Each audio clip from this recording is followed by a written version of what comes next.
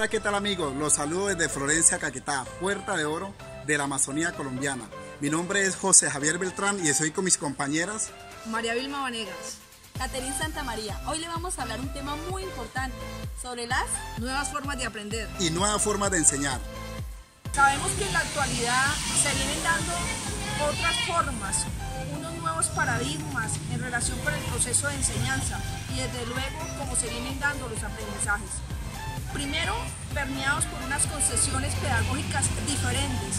Segundo, porque las nuevas tecnologías nos han tocado en todas las esferas del individuo y en la educación pues han tenido una gran incidencia. Coexiste una diferencia muy grande de la formación de las escuelas, de los colegios, de las universidades, de lo que fue para nuestros abuelos, para nuestros padres, incluso la experiencia propia y generacional nuestra. Ahora nuestros hijos tienen unas nuevas formas de aprender, hay unas nuevas enseñanzas puestas en marcha. En un mundo conectado por computadores y una red, ¿sí?, por donde circundan toneladas de información y las cuales exige ser cada vez más expertos en elegir lo mejor de los contenidos. En esta medida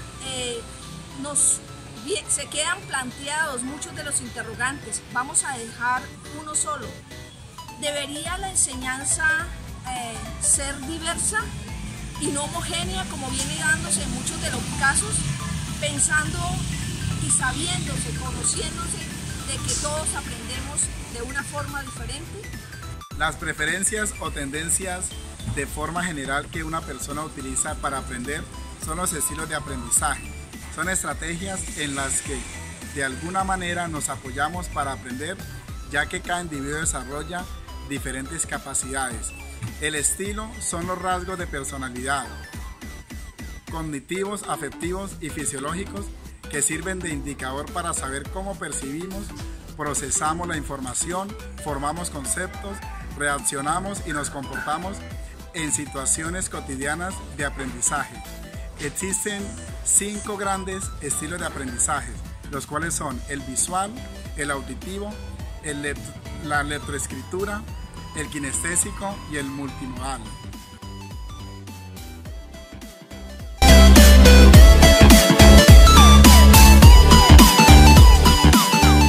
En el aprendizaje visual, el alumno focaliza su atención en contenidos figurativos, en donde predominen los diagramas, las gráficas, las películas y las demostraciones perceptibles por la vista. Los análisis y las reflexiones se fundamentan en la observación del entorno. En el aprendizaje auditivo, el alumno centra su atención en explicaciones orales, es decir, que su aprendizaje se enriquece en un ambiente lleno de debates, discusiones y contenidos en audios. Además, la explicación del docente con términos apropiados es fundamental. Aprender mediante lectura y escritura. Puede entenderse, pues el reforzamiento está en la lectura y en la escritura. Este tipo de estudiantes aprende mejor leyendo o escribiendo. Se siente extremadamente cómodos con información presentada en un formato textual, tipo folleto, libros, manuales. Son estudiantes que a menudo toman apuntes palabra por palabra y para ellos es más fácil, aprenden mejor cuando los profesores incluyen mucha información en las frases que pronuncian. Se sugiere que para sacar provecho de este tipo de aprendizaje, pues que se tomen apuntes en clase, se usen esos recursos de texto online que se considera que son lo mejor en este caso. Por fortuna, pues en la red hay ebook, hay muchos artículos y ensayos que son de fácil acceso. También puede beneficiarse del uso de fichas, que pues teniendo en cuenta que siempre y cuando tengan texto, facilita mucho el leer y volver a leer los apuntes porque le da una ventaja significativa porque permiten a recordar el contenido de forma muy rápida. En el aprendizaje kinestésico se adquiere el conocimiento practicando, es decir, que se hace uso del cuerpo, ya que los análisis y las reflexiones se fundamentan en las sensaciones y los movimientos. El aprender de forma multimodal significa que se suceda una combinación de esos estilos de aprendizaje que son entre la lectura y escritura, lo visual, lo auditivo, kinestésico. Sin embargo, se considera que para la mayoría de la gente, aproximadamente en un 60% en realidad, aprende con una combinación de estos estilos. Unas personas pueden tener un par de preferencias principales, pero lo que no es común es que un estudiante tenga 2, 3, 4 preferencias al mismo tiempo. Siempre hay una que sobresale más que las otras.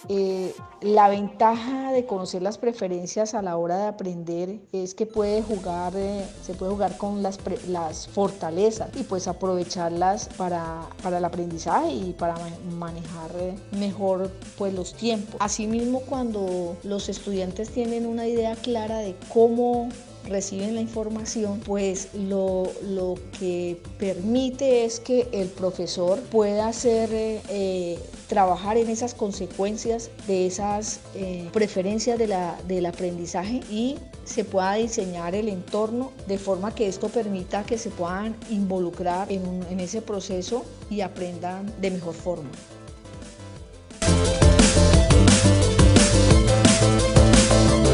Las formas de enseñar han venido ligadas a los modelos pedagógicos, modelos que han marcado esas maneras de enseñanza en la educación. Recordemos brevemente algunas características de algunos modelos. El modelo pedagógico tradicional. La figura central del conocimiento está centrada en el profesor y la principal herramienta de aprendizaje de los alumnos es la memoria. Modelo conductual. Hay un moldeamiento de la conducta que se considera adecuado. Es una instrucción para obtener el comportamiento. Se aplican estímulos y refuerzos para que el estudiante adopte la conducta deseada. El modelo constructivista, observamos un alumno responsable de su propio proceso de aprendizaje. Aprende a través de sus experiencias, tiene la capacidad de investigación y análisis. Es capaz de trabajar en forma de grupal, desarrollando habilidades sociales, se interesa por los objetos de estudio, desarrollando una conciencia crítica. Modelo cognitivista. Facilita que se originen entornos personales de aprendizaje que vienen de un requerimiento educativo personal.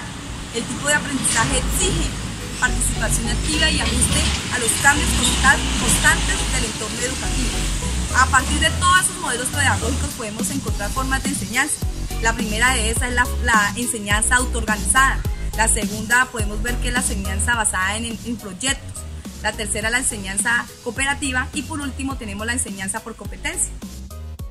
Los ambientes de aprendizaje autoorganizado, AAA, refiere Sugata Mitra que es un modelo de enseñanza en el que el aprendizaje nace de una manera orgánica, donde los maestros son guías y observadores de lo que ocurre en la sesión y los niños inician por su cuenta la búsqueda de esos nuevos conceptos. El currículo académico está basado en preguntas e interrogantes que despiertan interés en los alumnos. De allí parte un trabajo investigativo, autónomo y colaborativo para luego interiorizar esos nuevos conocimientos que luego puedan ser reforzados con una charla del maestro. Surge este tipo de ambiente de aprendizaje después de que se han hecho unos estudios con niños y donde como resultado se obtiene que los niños pueden aprender casi cualquier cosa por sí solos, que el punto clave es estimular su curiosidad.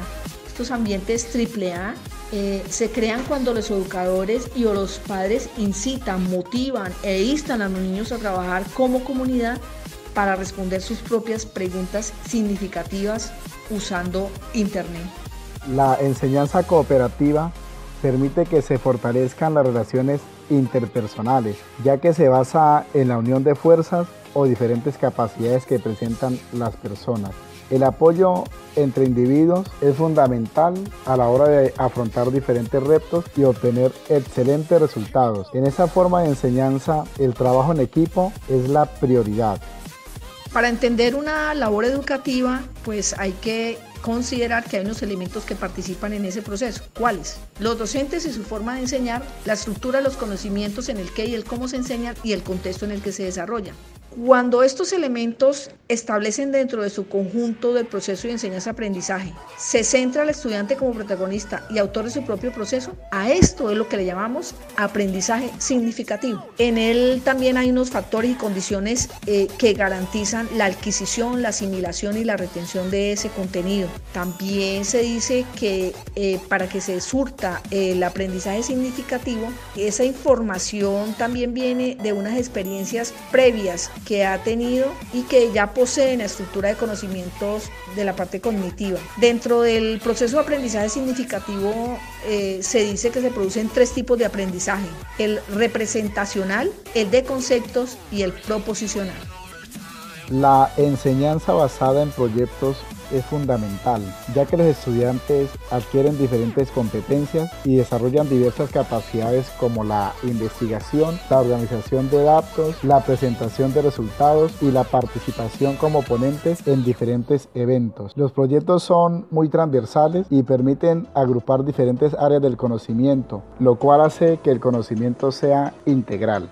La enseñanza-aprendizaje por competencias constituye una propuesta por parte del aprendizaje significativo y se orienta a la formulación humana integral como condición esencial del todo proyecto pedagógico.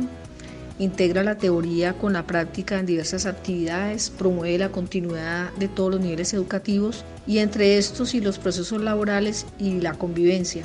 Fomenta la construcción de un aprendizaje autónomo, orienta la formación y el afianzamiento del proyecto ético de vida y busca el desarrollo del espíritu emprendedor como base del crecimiento personal y el desarrollo socioeconómico.